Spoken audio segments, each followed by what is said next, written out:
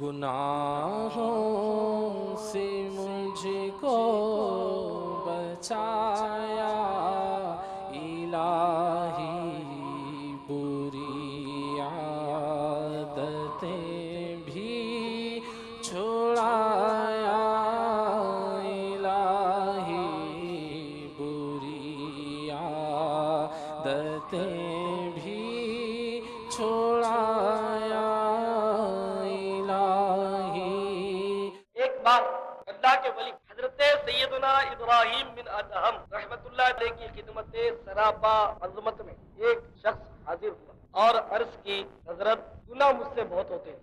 آپ مجھے نصیحت فرمائیے۔ تو آپ نے ارشاد فرمایا کہ جب گناہ کا ارادہ ہو جائے، کیا مجھے گناہ کرنا ہے، تو اللہ تبارک و تعالی کی روزی مت کھا۔ اس نے عرض کیا، حضرت آپ کیسی بات فرما رہے ہیں، یہ کیسے ہو سکتا ہے، جبکہ رازق وہی ہے، روزی وہی دیتا ہے، تو میں اس کی روزی اگر نہیں کھاؤں گا تو کیا کھاؤں گا؟ تو آپ نے ارشاد فرمایا کہ دیکھو نا کتنی بری بات ہے کہ جس آقا کی روزی کھاؤ اسی کی نافرمانی بھی کیے جاؤ۔ میں دوسری بات کہ جب بھی گناہ کا ارادہ ہو جائے کہ مجھے گناہ کرنا ہے تو اللہ تبارک و تعالی کے ملک سے باہر نکل جاؤ۔ میں عرض کیا کہ حضور یہ بھی کیسے ہو سکتا ہے، تمام مشرق مغرب شمال جنوب دائیں بائیں اوپر نیچے جدھر جاؤ اللہ ہی کا ملک ہے، تو اللہ کے ملک سے تو باہر نکلنے کی کوئی صورت ہی نہیں، تو ہر چیز کا مالک ہے، خالق ہے، تو یہ تو ممکن نہیں ہے۔ آپ نے ارشاد فرمایا کہ دیکھو نا کتنی بری بات ہے کہ اللہ کے ملک میں رہو بھی اور پھر اس کی نافرمانی بھی کرو۔ پھر فرمایا تیسری بات کہ جب گناہ کرنے کا ارادہ ہو جائے کہ گناہ کر ڈالنا ہے تو کر ڈالو، مگر اپنے آپ کو اتنا چھپا لو، ایسا چھپ کے گناہ کرو کہ اللہ تعالیٰ دیکھ نہ سکے۔ اس نے حیرت سے کیا کہ حضور یہ کیوں کر ممکن ہے؟ اللہ تبارک و تعالیٰ تو سمیع و بصیر ہے، وہ تو دل کی پوشیدہ باتوں کو بھی جانتا ہے۔ آخر ایسی کون سی جگہ ہے کہ جہاں میں گناہ کروں اور اللہ تعالیٰ مجھے نہ دیکھ پائے؟ تو نہیں ہو سکے گا۔ ارشاد فرمایا کہ دیکھو نا پھر کتنی بری بات ہے کہ جب تم اللہ تبارک و تعالیٰ کو سمیع و بصیر تسلیم بھی کرتے ہو اور یہ بھی یقین کے ساتھ کہہ رہے ہو کہ اللہ تعالیٰ ہر لمحہ مجھے دیکھ رہا ہے، اور وہ دیکھ رہا ہے اور تو گناہ کیے جا رہا ہے، یہ عجیب و غریب بات ہے۔ مزید چوتھا ارشاد آپ نے فرمایا کہ جب سیدنا عزرائیل ملک الموت علیہ السلام تیری روح قبض کرنے کے لیے آپ پہنچے تو ان سے کہہ دینا کہ تھوڑی سی مہلت دے دو کہ میں توبہ کر لوں۔ اس نے کہا کہ حضور میری کیا بکاٹ، میری سنے کون، جب موت کا وقت مقرر ہے تو مجھے تو ایک لمحہ بھی مہلت نہیں مل سکے گی، فوراً میری روح قبض کر لی جائے گی۔ ارشاد فرمایا کہ جب تم خود جانتے ہو کہ تم بے اختیار ہو، تم توبہ کی مہلت حاصل نہیں کر سکتے ہو، تو وقت جو تمہارے پاس ہے اس کو غنیمت جانتے ہوئے ملک الموت علیہ السلام تشریف آوری سے پہلے توبہ کیوں نہیں کر لیتے؟ نمبر 5 ہے گناہ کرنے والے، جب تمہاری موت واقع ہو جائے اور تمہارے پاس منکر نکیر قبر کے فرشتے جو سوال کریں گے وہ تشریف لے آئے تو منکر نکیر کو قبر میں سے ہٹا دینا۔ تو اس نے عرض کیا کہ حضور یہ کیا فرما رہے ہیں، کہاں منکر نکیر اور کہاں میرے ایسا کمزور اور ناتوان بندہ، میں منکر نکیر کو کیسے ہٹا سکوں گا، مجھ میں اس کی طاقت کہاں؟ تو آپ نے ارشاد فرمایا کہ جب تم منکر نکیر کو ہٹا نہیں سکتے ہو تو پھر ان کے سوالات کے جوابات دینے کی تیاری ابھی سے شروع کر دو۔ نمبر 6 جب قیامت کے روز گناہ گاروں اور مجرموں کو حکم دیا جائے گا کہ ان کو دوزخ میں لے جاؤ، اس وقت اکڑ کے کھڑے ہو جانا کہ میں نہیں جاتا۔ اس نے عرض کیا تیری وہاں کون سنے گا، مجھے تو وہاں گھسیٹ کر دوزخ میں ڈال دیا جائے گا۔ تو آپ نے ارشاد فرمایا کہ بھائی جب تمہارا یہ حال ہے کہ تم اس کی روزی کھانے سے بھی باز نہیں آ سکتے، اس کے ملک سے باہر بھی نہیں نکل سکتے، اس سے نظر بھی نہیں بچا سکتے، ملک الموت سے توبہ کی مہلت بھی نہیں مانگ سکتے، منکر نکیر سے پیچھا بھی نہیں چھڑا سکتے، اور جہنم کی عذاب کا حکم اگر ہو جائے تو اس کو ٹال نہیں سکتے، تو پھر ضرورت کیوں پیش آ رہی ہے تمہیں گناہ کرنے کی؟ گناہوں کو ہی چھوڑ دو تاکہ جان چھوٹ جائے۔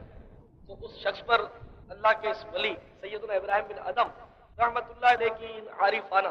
باتوں کا بڑا اثر ہوا اور زار و قطار اور رونے لگا، یہاں تک کہ اس کے دل کی سیاہی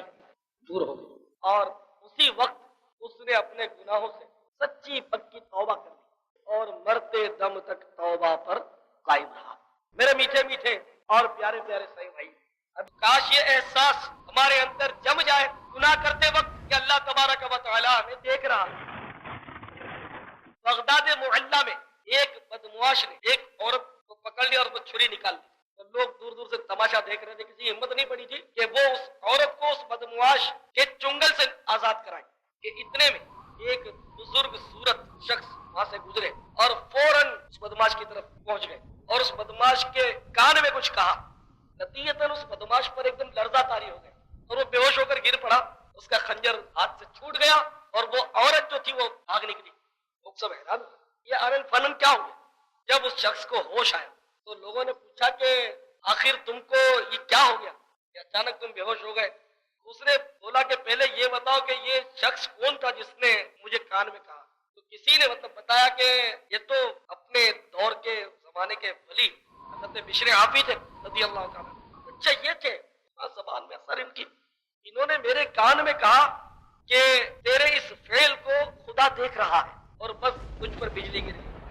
اور میں ایک دم خوف خدا سے کانپ گیا۔ مجھے ایک دم احساس پیدا ہوا کہ میں ایسا بے شرم اور بے غیرت ہوں کہ میرا رب مجھے دیکھ رہا ہے اور میں بے حیائی کا کام کر رہا ہوں، ایک عورت کے ساتھ اس طرح ظلم کرنے لگا۔ بس مجھے اس احساس نے تڑپا کر گرا دیا اور میں بے ہوش ہوں۔ ہائے اب میں کیا کروں کہ میرے گناہ کو میرے رب نے دیکھ لیا، اور اب اس اللہ کے ولی کے سامنے میں کیسے پیش ہوں کہ جس نے مجھے اس گناہ کو کرتے دیکھ لیا۔ اس کو بخار چڑھ گیا اور غالباً ہفتے کے اندر اس نے دم توڑ دیا اس شخص نے۔ واقعی سمجھنے کی بات ہے کہ اگر کوئی احساس پکڑ لے، اپنے دل پر یہ بات لے لے گناہ کرتے وقت کہ میں یہ گناہ جو کر رہا ہوں مجھے میرا پالنے والا دیکھ رہا ہے، میرا پروردگار مجھے ملاحظہ فرما رہا ہے، جھوٹ بولتے وقت فوراً احساس ہو جائے کہ میں جھوٹ بول کر اس کو تو دھوکہ دے رہا ہوں، یہ تو مجھے سچ سمجھ رہا ہے میں سچا ہوں، لیکن جھوٹ بول رہا ہوں، بندے کو تو پتا ہوتا ہے کہ میں جھوٹ بول رہا ہوں۔ یہ احساس پیدا ہو جائے تو ہو سکتا ہے وہ جھوٹ سے بچ جائے۔ گالی نکالتے وقت احساس پیدا ہو جائے کہ میں یہ گالی نکال رہا ہوں، مجھے رب دیکھ بھی رہا ہے اور سن بھی رہا،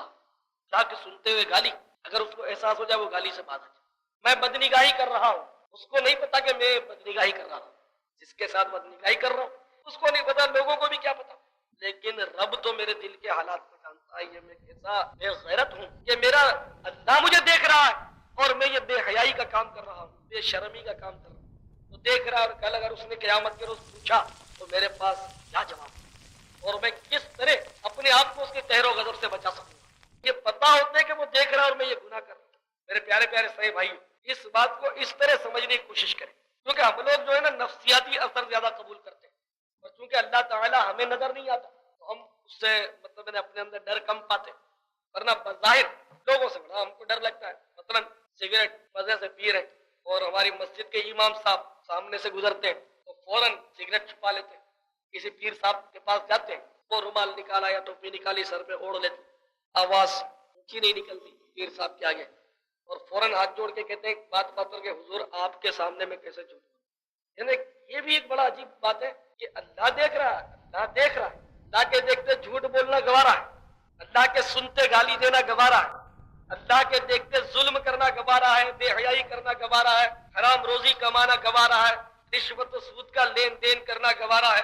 ماں باپ کو ستانا گوارا ہے، فلمیں ڈرامے دیکھنا گوارا ہے، لیکن بندے سے اتنا اثر ہے ہمارے ذہن پر کہ اس کے سامنے ہماری آواز نہیں نکلتی۔ اگر بندہ کوئی روبدار ہے یا اپنا پیر ہے تو ہم اس سے اتنا ڈرتے ہیں اور اس کے سامنے آواز بلند نہیں کرتے اور خشوع اور خضوع رہتا ہے۔ اے کاش اللہ تبارک و تعالیٰ کی بھی اتنی ہیبت ہم پر قائم ہو جائے کہ ہر وقت ہم پر خشوع اور خضوع طاری رہے، ہر وقت اس کا خوف غالب رہے، اور جس طرح پیر صاحب کے سامنے ہم ننگے سر جانا پسند نہیں کرتے، پیر صاحب کے سامنے مباح کام بھی ہم چھوڑ دیتے ہیں، بعض کم از کم اے کاش اللہ تعالیٰ چونکہ دیکھ رہا ہے ہم گناہ چھوڑنا سیکھ جائیں۔ حدیث شریف میں فرمایا الندم توبۃ، ندامت توبہ ہے، شرمندگی توبہ ہے۔ گناہ کرے، اگر گناہ کیا ہے تو اس کو گناہ سمجھا اور لرزا، شرم آئی کہ اوفو یہ میں نے کیا کر دیا، اللہ سے شرمایا، تو یہ شرمانا توبہ۔ تو گناہ سے توبہ کرنے کے بھی یہی معنی ہے کہ شرمندگی ہو اور آئندہ گناہ نہ کرنے کا عزم مصمم بھی ہو کہ اب یہ گناہ نہیں کروں گا، اس کو توبہ کہتے ہیں۔ تو اس لیے ہر شخص کو چاہیے کہ وہ توبہ کر لے، ورنہ بندہ پھنس جائے گا اور مرنے کے بعد بہت زیادہ پچھتائے گا، پھر مہلت نہیں ملے گی۔ دیکھو اللہ تبارک و تعالی قرآن مجید میں ارشاد فرما رہا ہے یا ایھا الذین آمنوا لا تلھکم اموالکم ولا اولادکم عن ذکر اللہ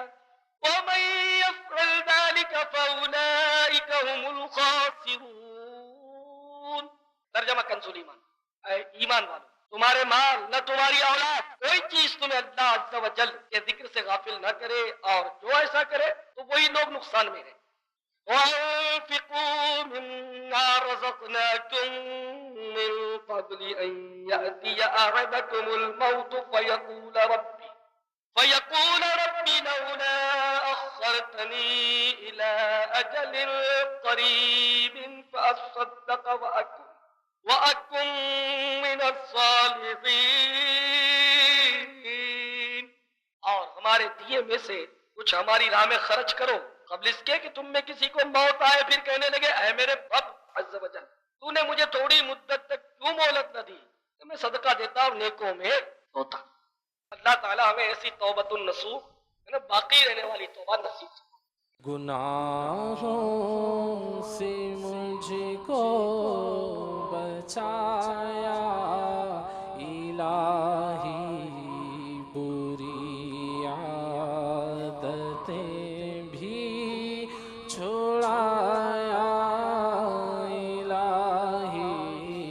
بری عادتیں بھی